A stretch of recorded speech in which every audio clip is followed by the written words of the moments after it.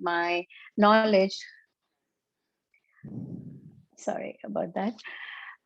So I've come up with a small presentation. Now, this is very limited info, but I would like to share a little bit. Here's, I hope everybody can see my screen. Is it visible? Shruti, you'll have to let me know if that's good. Yes, Okay. Preeti. We can Okay. All right. So just a little bit about me.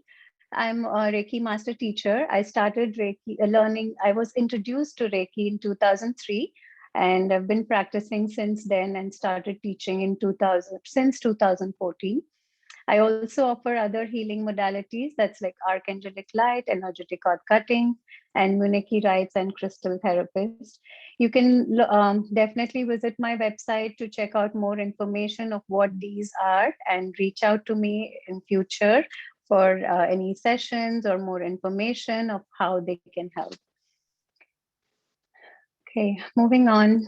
So today's topics of discussion. sorry to Yeah. cut you, Preeti. Mhm. People are not able to see your screen. So Oh, I I'm so think sorry. you may have turned off your video. Yeah. I'm so sorry about that. I'm just a Oh, little nervous. It's my first time. oh, So, I yeah. think it's gone again. It just shows your name. So, Okay, give me a minute. sure.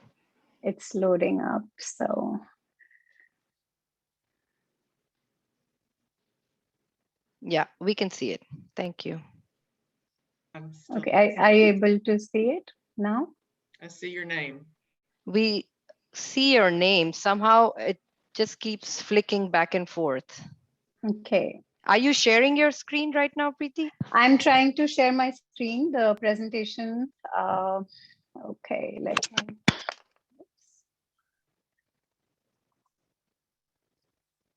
Yeah. Is that good? Can you see now? No, still not Okay. being able to see it. Sorry We about see that. we see you now. Okay.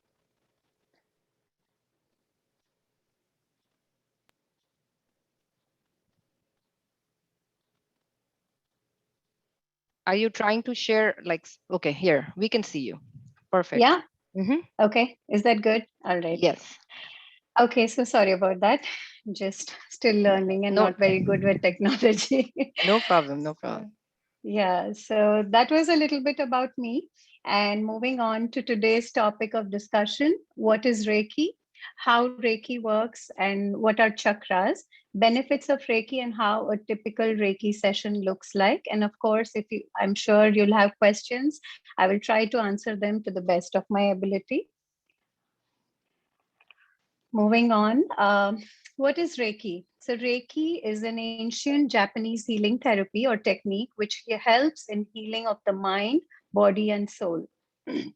So this originally came from Japan by a few teachers, and it helps in aligning the body, mind, and soul. When there is a misalignment, that's when some kind of disease or inflammation or pain or blockage happens in either in the mind or in the body or emotions, and this is where Reiki comes into picture. And we will talk more about it in the next slides. So the energy of Reiki is drawn from the cosmic universal life force. It is performed by laying on of hands and allowing the energy to flow from the cosmic through the channel, which is the practitioner, to the receiver. Now, the word Reiki is made up of two Japanese words, which is Rei, which means God's wisdom or higher power or the soul, and Ki means the life force energy, the breath. So, the basic thing, the life force energy or the prana. And another important thing to note is Reiki is not based on any religion or any religious belief, it is purely energy based. And how that is, we let me discuss that in the next topic. So how does Reiki work, right? It's big question. So there is this electromagnetic field which surrounds all of us, each and every living thing. That's the body and also the earth and the universe. And that's how we are all connected. So the Reiki practitioner channels this cosmic high vibration energy through them to the receiver.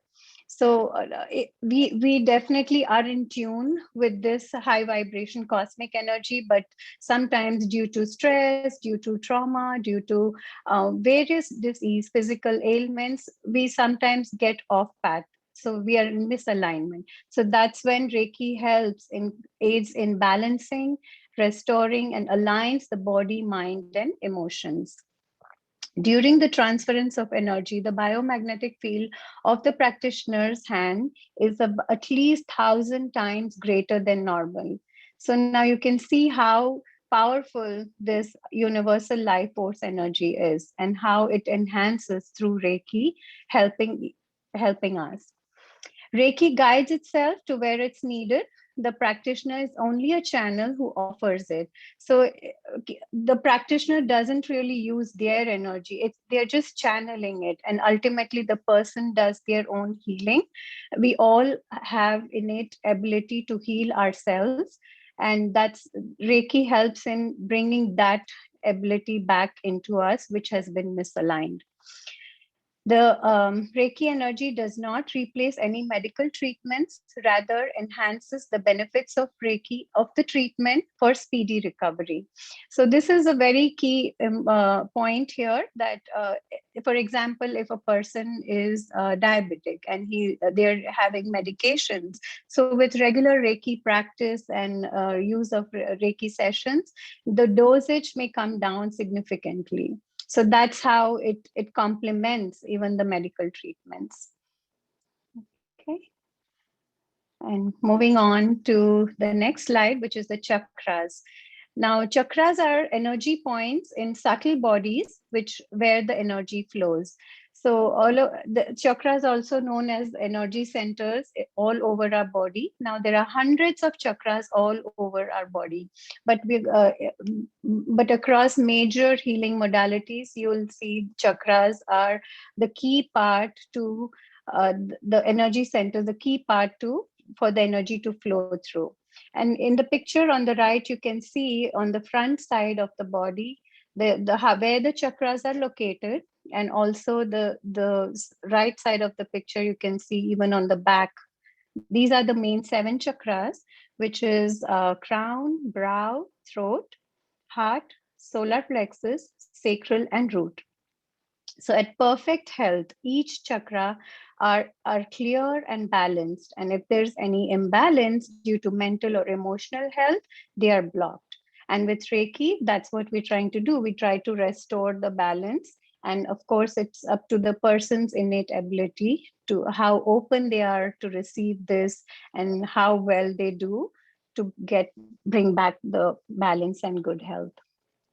So understanding of each chakras give us a better clarity of our consciousness, which helps us making better choices as they are doorways for emotional, mental, physical, and spiritual health. So that was a little bit about the energy centers. And moving on to benefits of Reiki. So there are many benefits of Reiki. Now, I just try to squeeze in a little bit. So it helps in dissolve energy blocks, promotes natural balance between body, mind, and spirit. It creates deep relaxation, helps the body to release stress, tension, and anxiety. So a lot of imbalances happen due to stress and anxiety. Studies have been done that majority reasons why people receive Reiki treatments or sessions or any alternative healing modality is due to stress, due to pain, and also seeking emotional healing. So it's a big part. And it helps in clear the mind and improves focus and increases energy levels. Accelerates the body's self-healing ability and recovery, aids in sleep. So at the end of the slide, I'm going to share a few testimonials where the sleep, it has really helped a client to get over her insomnia and she's able to sleep better. Of course, it reduces blood pressure, release pain significantly. And I can share an example recently. I had an ACL injury, and of course, I did Reiki on myself and also asked help from my other practitioners, who are my friends, and within a week I could see that the pain had substantially decreased, and although I was not able to walk, and of course I was taking the pain relievers, but I could the pain substantially decreased. So definitely Reiki helps in that, and assists the body in cleansing itself from toxins, supports immune and promotes creativity, complements medical treatments, relieves migraines, reduction or elimination in PMS or menstrual symptoms. So I had a family member, just to give you a quick example, she was suffering with PMS and a lot of pain during her cycle. So with couple of Reiki sessions, her pain substantially decreased. Okay, and of course, this was a fact that I found. Over 800 hospitals in US offer Reiki to patients as complimentary services along with medical treatments and during surgeries. So a lot of benefits there. And moving on to Reiki session process. So how does a typical Reiki session looks like? So it's similar to a massage, but of course the person is fully clothed in a very quiet and calm ambience with the consent of the receiver, and intention is set for the session. Now the intention is the key here, because with that leads to what actually we're trying to get out of the Reiki session. Then the Reiki practitioner lays their hands above the body, about a few inches above the body of the receiver, and channels the Reiki energy. The practitioner channels the Reiki energy to all the centers all over the body, and a typical session lasts up to an hour. So each person feels this energy differently. Some may feel warm or hot sensations. Some may feel cool and tingly. Some may feel pulsating sensations. So it really depends on each person. The Reiki energy flows where exactly it's needed, as it's divinely guided for the highest well-being. So there's no manipulation of energy. It's always channeled because to where exactly it is needed. Moving on to the next slide. So that was a little information about Reiki. And if you have any questions, I can take them. And here are some testimonials. And yeah, that was about Reiki. Thanks, Preeti, for giving us the insight, brief insight on what Reiki is. I think on the chat, there were a few questions people had. Sure. Let me see. I think Molly had mentioned, does the practitioner need to know much details about the issue at hand when doing Reiki? So some of it definitely, because that's how we try to achieve what the intention is and where the practitioner can work on the person's body, or where is it rooting from? What is the root cause of the issue? So that's where how comfortable you are with the person or the practitioner, and then you can share at least a few details. Okay. And normally, how does the sessions, like, for example, somebody, like you say, has insomnia or any pain relief, how would they know how long are the sessions going to be that they would require? And what exactly will you be expecting them to do during that sessions and post those sessions? So during, let's say for insomnia, right? So 3 sessions I highly recommend, and within a period of at least 21 days, because any energy work to take place, to shift, it requires that much. And these sessions are powerful because I incorporate crystals. I think I saw something in the chat about crystals. Yeah. So I do incorporate crystals, so that it's a very powerful session. And sometimes I'll do, if I'm guided to do like an archangelic light, if it's a deeper root cause, then I may use that. So 3 sessions are highly recommended. And then of course, the person sees how they're doing, and definitely they can reach out for more sessions to maintain that well-being. And it really depends on each person. Okay. Uh, someone is asking, are the sessions covered under insurance?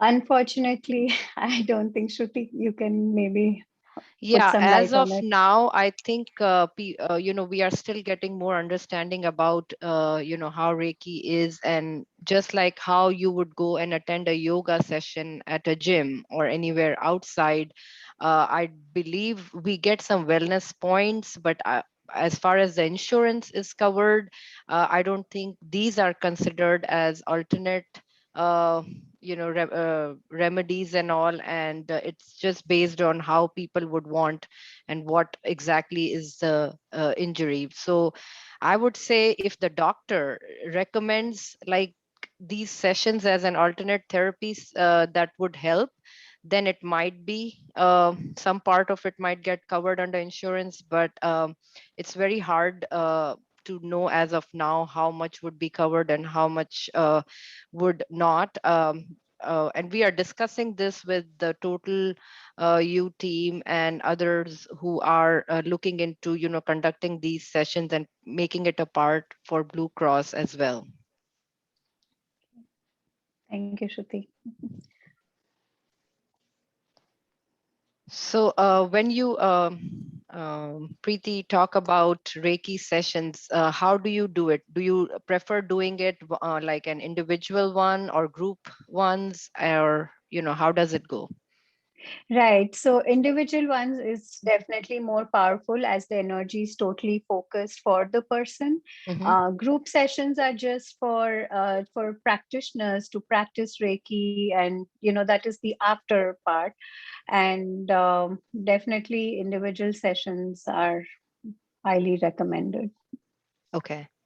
And what's the cost for each session? So I charge $60, but there are other per hour, and there are other practitioners who have varying fee scale. So you can definitely check them out. So the ones that are being conducted at the hospitals, do you have to go to the hospital and give Reiki to those people, or how does that work, Preeti? So right now, not really, but distant Reiki definitely helps. So a lot of times I'd be sitting at home. So these are levels of Reiki. So after level two, the practitioner is able to channel the energy and send distantly. So a lot of times it's distantly, majority of them. And any Reiki session can be conducted distantly as well. In that 1 hour typical, it would be just like how you would be in person. The effects are the same. Okay. That's great to know. How about during COVID times? Have you experienced any patients coming with, having COVID, and you helping them out with any of your Reiki sessions? Definitely. During COVID, well, I know it was a hard time, but I had a lot of work to do. Of course, a lot of COVID patients came, and some of my family members, uh, they were definitely taking the medications and everything, but at least their anxiety level, the stress level had come down. They were at much ease, and they were able to handle this process a little better than as they would have thought. And of course, the immune system, it supported them. It was definitely supporting them. So, Okay, yeah. perfect. We have another question. When looking for a Reiki practitioner, what should we look for, as I live quite a distance from Durham? So I would suggest you talk to the person via phone, or that would be the best. That way, you know how well you're getting connected to the person. Are you making sense out of it? Do you trust the person? That is very important. Although the Reiki is channeled through the cosmic, but also how much knowledge the person has, and what you should be able to connect. What the end of the day, that's what is there, but the energy will definitely work for you. So as and when you have the sessions, the person should be able to, feel better, of course, to know exactly whether it's working on that person or not. So how was your experience dealing with different types of like, diseases, mental or physical? were some more challenging versus the other for you? You want to Right. share that? Yeah, it's definitely different. Majority times, so what the first Reiki session does is it's trying to work at subtle levels. And if the issue is a little condition is a little deeper, then of course it takes time. If it's an acute one session is really powerful. But if so, one time there was this client, she took Reiki sessions because she was having some health issues. She definitely, her stress level definitely went down, but at the second level, second session, it kind of boosted up. So a lot of times what happens is the energy is trying to clear blocks. So when you're drilling something think of it this way: when you're drilling something in the earth, the gunk comes out, right? So that's what it tries to do. And then the third session, they significantly, it gets better. Mm-hmm. So I hope that made the question clear.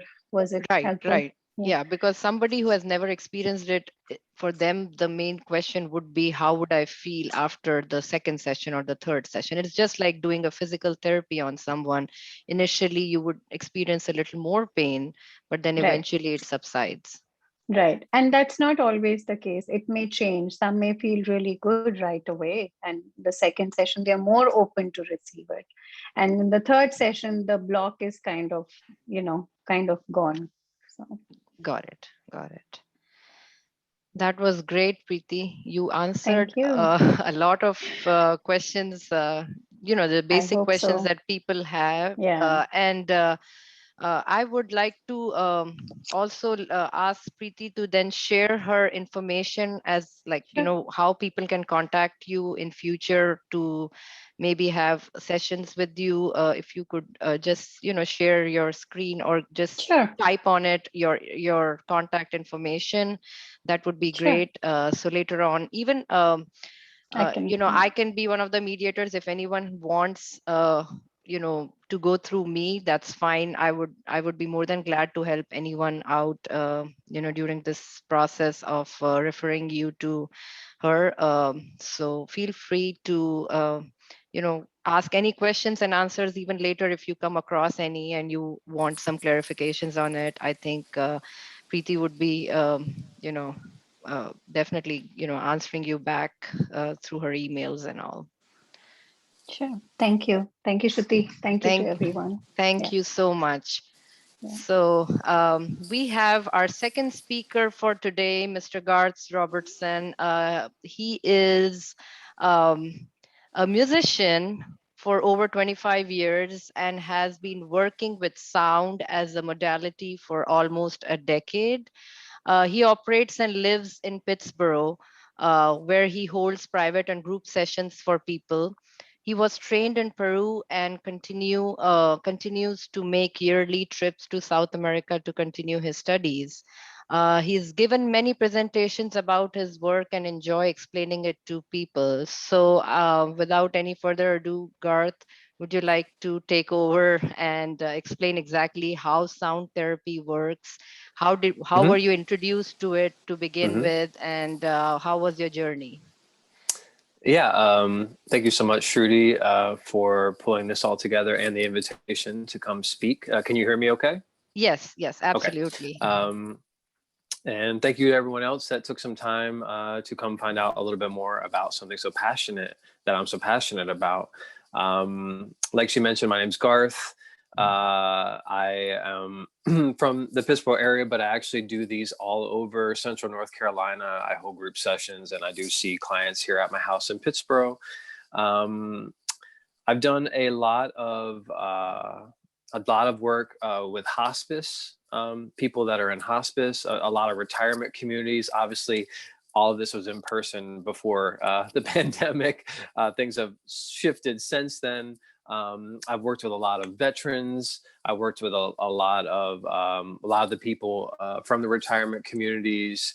And internationally, as well as all over the country, doing these sessions for people. And yeah, we can just get a little bit into what got me into it. With being a musician, was I would be playing like a show or a gig at a restaurant or a bar, and I would see someone coming in to be a Friday night, and I'd see them come in after this long week, and they'd have all of the week's stress on them and everything. And after a little bit, they would come up and maybe request a song that they liked from me. And I would play that song for them. And I could see in real time everything about them change. Like their back straightened, their heart like open, being more present in the moment, laughing, total mood shift. So in watching this over and over and over again, like most times I played out, I could witness this. I started to wonder, I wonder what would happen if I got a little more specific with our intention and deliberate frequencies, not so complex as a song, but maybe more like a crystal bowl or a didgeridoo or a gong, and I started getting just all of these messages that I should start offering it and moving into this way. So slowly I began to, there wasn't any certification or anything back then. So slowly I began to just acquire these types of instruments and offer it to friends. And eventually, and just for like feedback, like, hey, come have this experience and let me know what it feels like, if it does anything, etc. And eventually people began to insist that they paid me for it. And then I began to offer it to groups. And that was, like I said, I've been working sound now for about 10 years, and I've been doing it professionally for the last 6. So there was a time in there of 3 years where I was just kind of feeling it out, and really kind of just doing a lot of experimentation on my friends.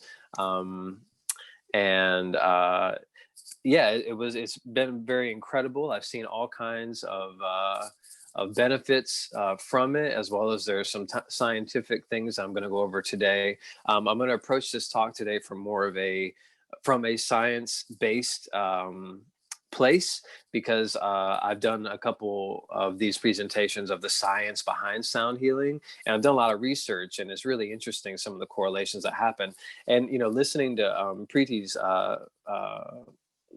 presentation that she just did, there's a lot of common things that I didn't actually realize, because I learned a lot from that too, between Reiki and sound healing. So I think maybe we could start with what is sound healing, just at a general, my general basic definition, and kind of like an accepted definition, is it's the use of frequency and vibration to relax the body and the mind. And from those relaxed places, we can kind of activate our body's innate ability to heal itself, which is, the body is an incredible instrument, very good at healing itself, if we give it time and space and the correct food and nutrition and sleep and all these things, which are really hard to gather so much in our hustle and bustle day to day. Our society is very fast and it's very, very quick. And, so very stressful for a lot of people, especially over this last year. And I think that, giving the body a break, a lot of people use meditation and yoga, Reiki, I'm discovering, and even the sound healing to get the body into these more relaxed places. And from these places, there can be like an innate ability to heal itself. And we experience this every night when we go to sleep, because if something is sore, and if you're hurt and you go to sleep, you wake up, you feel a little bit better. You're sick, what do you want to do? You want to just lay around and go to sleep and let the body do its thing. And that's kind of what we're going with sound healing as well. And that's kind of how it's working on the body, is just giving the body a time to relax, to be held in the vibrations that are being generated by the practitioner. And from that place, allowing the body just a chance to catch its breath and to start healing some of their own things, be it mental or physical. I mean, it really is across the whole spectrum. For those of you that have no experience in sound healing, I'll just describe a typical session. For the group sessions, it's like in a yoga studio with everyone kind of laying down. Obviously, the more relaxed you can be in these sessions, the deeper the experience can go.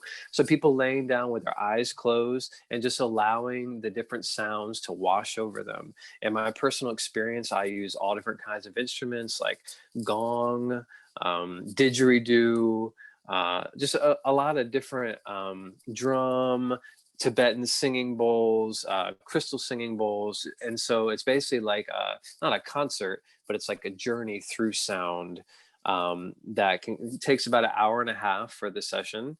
Of course, whatever practitioner is putting it on really colors the experience. Everyone does things a little bit differently. I'm sure it's the same with Reiki, and that, you know, if some people use crystals, some people don't, some people, so it's kind of the same with sound healing, that some people only use one instrument, some people use a lot. And like I said, they can be done in groups or one-on-one. It really, you know, much like what Preeti said, the one-on-one are always deeper because there's only one person that's experiencing the energy from all of the instruments. But group sessions, I've seen some incredible results as well, because everyone kind of takes what they need from it, and it always works towards the highest good of us all, depending on, you know, whatever it is that you're working with. Which is also why it's important to have an intention coming in. Like, once again, I just noticed a lot of parallels here. You know, if you come in with an intention, like what you're wanting to work on, be physical, be mental, then I know what you're working on, you know what you're working on. And from that place, we can almost cater the experience to be working toward that one thing. You know, for many people, the people that I see, as well as just over the internet and things that I've researched, sound healing has been shown to lower stress levels, which is a real big one, lower anxiety, calm mood swings. So people that have, you know, that swing back and forth, that have mood swings, it can actually lessen that. I have a couple bipolar people that I see that is actually helps them stay a little more balanced. It's actually shown lowers the blood pressure for people, even lowers cholesterol if you do it in a regular thing. Once again, I think these, I'm not necessarily saying the sound itself is what's doing this. I really feel like it's giving yourself the place to move into these deeper spaces, which I'll talk about in a second from more of a science aspect. For people that have insomnia, it's helped a couple of the people I see that can't sleep so well at night. Some depressed people, it's also shown. I have a friend of mine who was very depressed, and after 3 or 4 sessions, they moved out of it. And it was just a very miraculous to them, very miraculous to me, because they were depressed for a long time before. And also some of the veterans that I work with from the Gulf War, and even some older veterans like my father and his generation from Vietnam, working with PTSD and this, you know, forgiving yourself for some of the things that you've seen and gone through. Once again, the sound just really can put the body in this place where you are more open, even mentally, to like things like that, like self-forgiveness, forgiveness from other people. And once again, you get to these places and you do the work, your body knows what to do. And that's really what I've been seeing a lot through my studies with sound. And I think it would be remiss, I'd be remiss to say that there's some things about the sound healing that are kind of unexplained. You know, when I look up the science and things like that, there are just some things that cannot be, some things that I've experienced personally and that people that I see have experienced that just really can't be explained by science so much, as well as it's just been miraculous in the way people have you know, gone from one extreme to the other, had even physical like pain less. I actually have a woman who had hip surgery, and for her, I would get, and the didgeridoo, for those of you who don't know what that is, I'll explain that in a little bit, but it's basically a wind instrument from Australia that creates a very deep tone that's very like drony, just very, very deep and long, and can go for about 10 to 15 minutes. And over a couple of sessions of working with her, she was able to get off her pain meds for her hip just by using the didgeridoo. And so that was actually incredible too, to kind of see that in real time.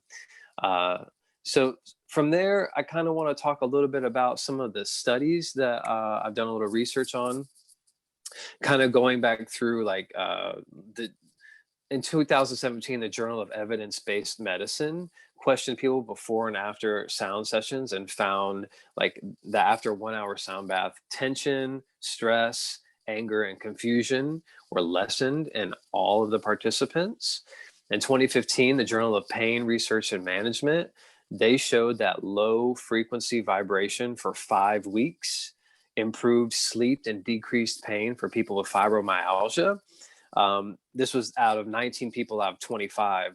And that's important to say that, like, just like any modality, some people it's not going to be for, or it's not going to have a lot of effect on. I know I've had people come and they've been real nice about it, but they haven't, it's been like, well, that was a nice experience, but I don't feel like anything was, necessarily healed or, and so I think that that's something to at least make a note of, is that for some people it works and for some people it doesn't seem to work. I personally believe that has to do with kind of like your belief in whether it will work or not. So if you're open-minded, it tends to work a little more. If people are convinced that it's not going to work coming into it, magically it doesn't. That's kind of weird. And these things can be shown through placebo studies, even with normal medication. If you believe it'll work, it has a better chance of working. If you don't, then it won't. In 2005, the University of Rochester showed that singing and drumming together in a group assisted in the relaxation of the group as a whole, and everybody reported there being a more relaxed state. And to get into exactly what's relaxing in the physical, what's happening physically in the body during the sound, it's like a twofold approach. So we have brain waves and we have the nervous system. Okay, so brain waves are synchronized electrical pulses from masses of neurons communicating with each other across the brain, and the speed at which this happens dictates what state that you're in. And so there are 4 main states. There's actually 5, but the 5th one is, not a lot of people get to it, but there's 4 main states. So right now, everyone that's watching this is probably in beta. So beta, this is you're awake, you're alert, you're conscious, you're thinking, you could get excited, things like this. You're working, you're watching a Zoom meeting, you're in theta right now. So if you think about it, after you finish a task, I would imagine after I finish this presentation, I may feel a little bit of this, but you actually feel you move down into a more relaxed state because the thing you were going to do is done, and you can now just kind of relax and reflect on it. So this state is a little slower. You're a little more relaxed mentally and physically. This is alpha. This is the alpha brainwave. So this is a little slower. Now, if you come down one more state into what's called theta, this is like this magic place that a lot of people reach with meditation. They reach with yoga, holotropic, like breathing exercises, pranayama, sound, and working with sound and sound healing as a modality. This is where a lot of creativity, insight can come from. It's a very deep state. Dreaming happens from this state, reduced consciousness, if you will. It's kind of like the space in between awake and asleep. And a lot of times, like I said, people can get there with other modalities, but sound and the relaxation that it creates in your body helps you drop into this state. And the one state lower than that is delta, and that is like you are unconscious and asleep. So just to talk a little bit more about theta, that magic little space right there, the mind can direct the body to restore and heal itself from that place without being totally asleep. The subconscious connection that we have and the ability to program better behaviors is amplified. So if you're having if you're doing something that you could be doing better, or maybe there's a behavior you want to stop, or maybe there's something that you want to start doing, from this place you can actually program your subconscious into doing the thing or not doing the thing. Loss of time is also included in this space. Like if you've ever been, a lot of clients that come see me will talk about how, well, it felt, I was laying there for only 15 minutes. It's like, no, we've been doing this for an hour and 15 minutes. And it's, people are just kind of taken aback by the fact that when you get into these relaxed states, how time kind of loses meaning, and they're not really awake, but they're not really asleep. And they're just experiencing their brain in this almost meditative state. And like I said, from that place, there's a ton of benefits that can happen, some of which I mentioned. So that's one aspect, is the mental, the mental aspect of the brainwaves. So in your body, the physical aspect has to do with your nervous system. So if you have two different states of nervous system, and the nervous system is basically the complex part of our body that sends signals and transfers sensory information, like, to all different parts of the body.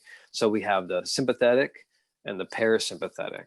And so the sympathetic nervous system is kind of what our fight, it's fight or flight. We stay in it so much. We stare at computer screens. We have deadlines. We have, interpersonal relationships. We have all kinds of things that keep us in this, heightened nervous system state, which is, fight or flight. Our blood pressure is up.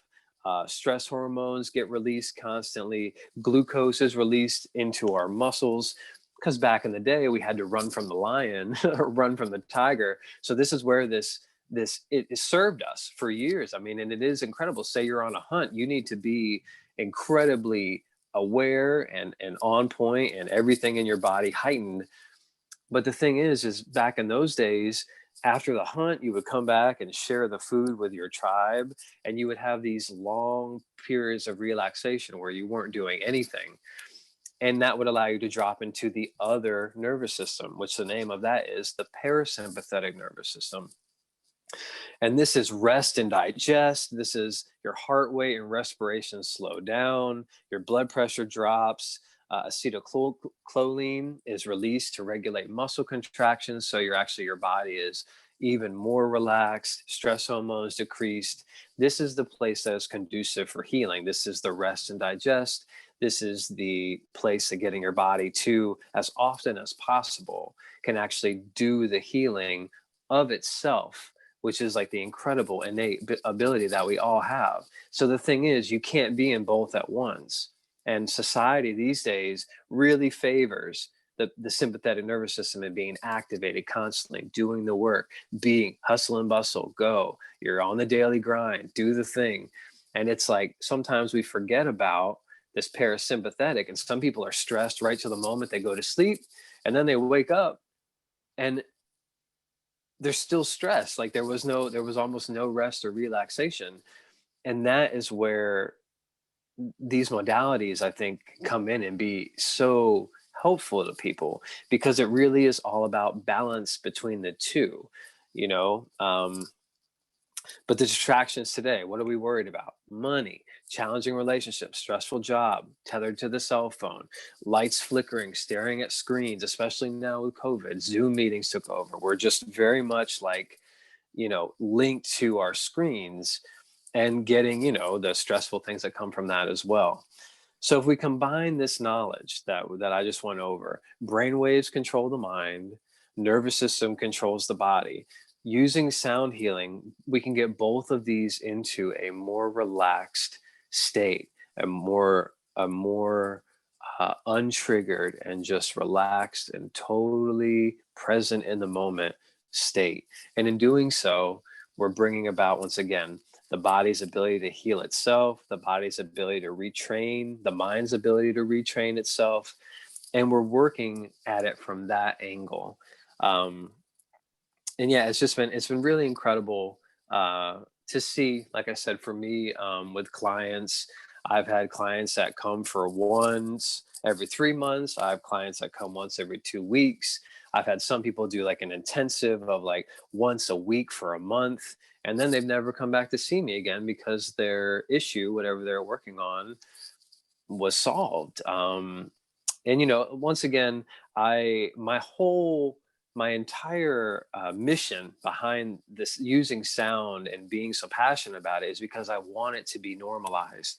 I want this to be something that people go, still right now, it'll be like, oh, what are you doing tonight? Oh, I'm going to a sound meditation, or, people call it everything, a sound bath, a sound healing, or whatever. And so many people are still kind of like, oh, what's that? Or, oh, does that really work? And there's a lot of people that don't really believe you can just lay down and let these sounds wash over your body and have physical and mental benefits. It does sound almost too good to be true, and so I don't blame them for their skepticism, but I do it's been a mission of mine to kind of make it more normal for people, and to like, this is a normal thing to do. Come try it. If it doesn't work out, I'm not saying you have to keep doing it. A lot of treatments don't work for everybody, but it's definitely something that is legitimate in the way that it helps people, and and the way that it can be used, to assist and to help. When my wife broke her shoulder, she was doing the physical training, and then we would do an hour of didgeridoo on her shoulder. Her shoulder injury healed in half the time that the physical therapist said that it would. That was like, you will be healed in 3 months. In a month and a half, she was back working at the circus. So she owns a circus company. So it was very much like, and they were all like, wow, we've never seen anything like this. And she works a lot with plants too. She's an herbalist. So she was also treating it with plants, but also with the sound and giving herself those relaxation. I really feel like it helped a lot. And yeah, so that's a little bit about kind of what's going on with when you're coming to a session physically and mentally, and just a little bit about the sound healing in general. And so if you have any questions for me, I'm happy to answer them to the best of my ability. Thank you so much, Garth. It was a really, really, um, for me, it was a session where I did not expect much from what sound therapy was supposed to be, because I've never really experienced it myself, but I would love to try it out after understanding the in-depth, philosophy and science behind it. And I truly believe, all these things like Reiki or sound therapy, they're all they all work like a catalyst in healing, somebody who's already taking some kind of medication, because it's everything is connected to your brain. How relaxed your brain is, how you take off that pressure and stress of being either like depressed or pain or any of those kind of issues people experience. If that part gets more relaxed through these therapies, I think your half of your mission is already accomplished. And the remaining of course helps with medications and all. But I truly believe, just like how nobody knew anything about yoga or meditation earlier, but they have seen the benefits while practicing it, I truly encourage people to look into these alternate therapies as a tool to help you with better healing overall, and also some mental stability and stress busters.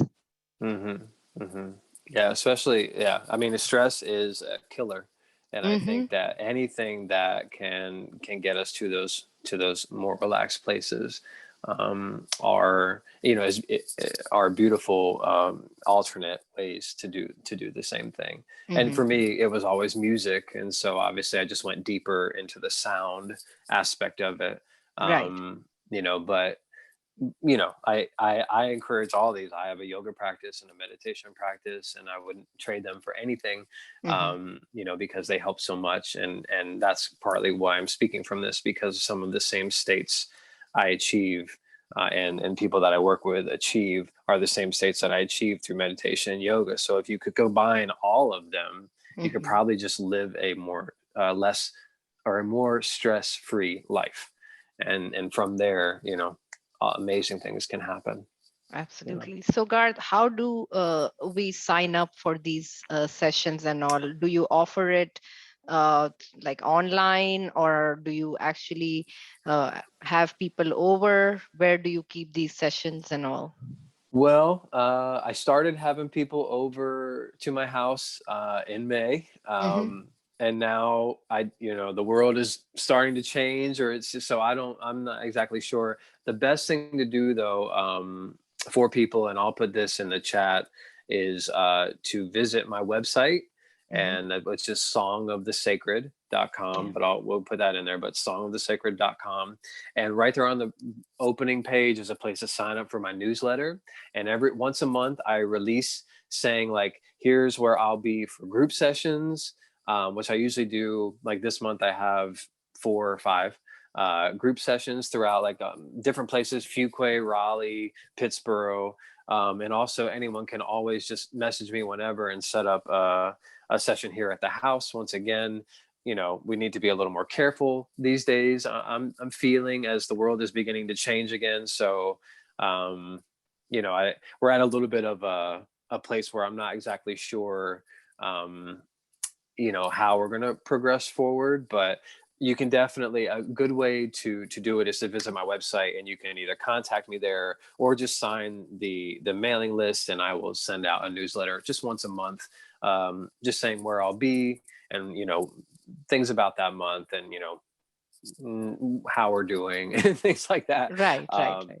Just keep you up to And date how there. much are these sessions typically like costing from the point of view of like individual versus group and all? Yeah, so the group sessions are normally between $20 and $30 a person to come. Okay. And so that's, a cheaper way. Once again, like Preeti was saying, same with Reiki, that the one-on-one sessions are deeper. They're also more involved and they're also more expensive. So whereas $20 to $30 to come in a group, if you come to my house, it's 75 to 120, and that's a sliding scale. So I want it to be available to anybody that wants to come, up to and including if 75 is prohibitive. If someone reach out to me and be like, hey, I can do this, or I have this to trade, or is there any way we can work out a payment? Like I really want this to be accessible. Same with the group sessions. If someone reaches out to me and was like, I would really like to come, I don't have $20, they're always welcome to come. They just have to reach out, beforehand. So I'm expecting them, and, so there's a place, especially if it's a capped thing, like, so they have a space there. But yeah, so that's normally what it costs for people. But like I said, I'm very passionate about making this available to everyone, whatever the resources are. So, and that just involves having a conversation with me about it, Right. And I talked to Preeti earlier about it, that once we have the campus open, we would love to have Reiki and sound therapy sessions conducted on site, just as an introduction for everyone to come and experience it. And then once they get to understand it even better by actually attending it, they can definitely get more insight about it, and then contact you for any issues or that they're experiencing, any particular pain, or they think that would help them in any way, then they can contact you. But we don't see our campuses opening until October first week or so. So we'll keep you guys informed about it, and we'll definitely want to have you all come over and share your insight with everyone. Okay. Yeah, that sounds great. Yeah, thank you. So we are almost at the end of our session. If there's anything anyone wants to ask with these two experts, then please feel free to ask about it. If you don't think about any question at this point and you would want to get back to them later, then I think Garth has already mentioned about his website where you can, I guess, contact him about any questions you have on sound therapy, and any questions about Reiki, crystal therapy, and many others that Preeti has expertise on. Then feel free to get in touch with her as well. And at this point, I am not sure about our insurance coverage on these sessions, but we are definitely talking about it and sharing our word about, having these as part of, our insurance. Wonderful. Okay. Absolutely. Awesome. Thank you so much, Thank you, Preeti and Shruti. Garth. Thank you so Thank much. you. Yeah. Yeah, we Thank you to really, everyone. really enjoyed the session with you all, and thank you everyone else who came and attended the session. I have recorded the session, so hopefully in a day or so, I should have the link for this recording from the IT folks. So once I have it, I can share it with you all. Whoever has missed the initial, few minutes before they joined, they can certainly, take advantage of it and even share it with anyone else who would like to know more about these sessions. Thank you so much. Thank you. Thank you all. everyone. Have a Thank you, wonderful Shruti. day. Thank you. Okay. Thank you. Bye. You Thank too. you. Bye-bye.